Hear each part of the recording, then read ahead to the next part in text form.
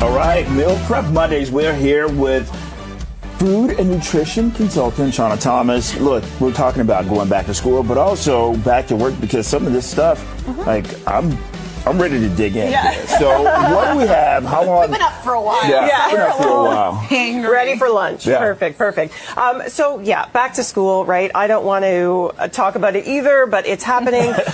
So typically, right, we have lunches. Last week we were talking about breakfast. This week we're going to talk about lunch. This is the typical lunch, right? And I do this too. This is like 80% of the lunches my kids get look like this. Sandwich, muffin, fruits and veggies. But sometimes that stuff goes for a round trip, right? You're just sending it out into the world for it to come back. And I don't know how many apples have come back into my house. So we need to change it up every once in a while, right? And no judgment if you're sending that, because I am too.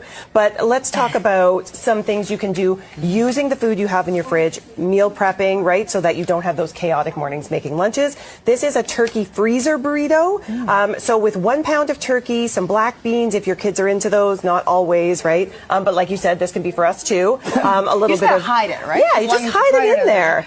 Cover it in cheese, right? Like there's ways to get around this. The veggies I put in here, peppers and onions, kind of a classic burrito flavor. You can wrap them up. This recipe that I'm going to have on my Instagram this week, and this one right here that you can see, makes 8 of these, 8 burritos, and then you throw them in the freezer. You have them all week. Okay, so for the freezer, if you're putting this in the kids' lunch, do you microwave it before they go to school, or I don't know, can kids use a microwave at school? So, well, it depends, right? If they have access to one, if they're in high school, maybe, yes, they can microwave it at school, not in the foil, obviously. Please don't do that. But otherwise, you can take it out the night before, leave it in the fridge, and then it'll definitely be thawed by lunchtime. But it also keeps everything cool in their lunch, right? If you're putting something in that's a little bit frozen, it keeps everything nice and cold. So are you making these on like Sunday afternoon? Yeah. For the work, the school and work week? Exactly. Takes maybe an hour of your time, but then you have 8 of these in the freezer, or double it up, make 16 if your kids really like them, and they're good in the freezer for months, so you just pull them out and eat them.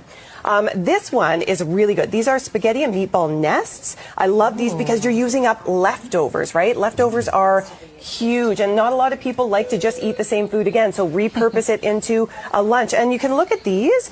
They come out so nice and easy, and they're nice and easy to eat too. Instead of filling a thermos, with a super saucy thing that's going to get all over them, right? These are nice. You can bulk it up with some fruits and veggies on the side, a little bit of cheese, pasta. This is going to give them that energy they need throughout the day, and use up all that stuff in your fridge. And how many would you typically give? I mean, obviously it depends on appetite and size of the kid as well. Yeah. I could probably eat the whole tray. Right, yeah.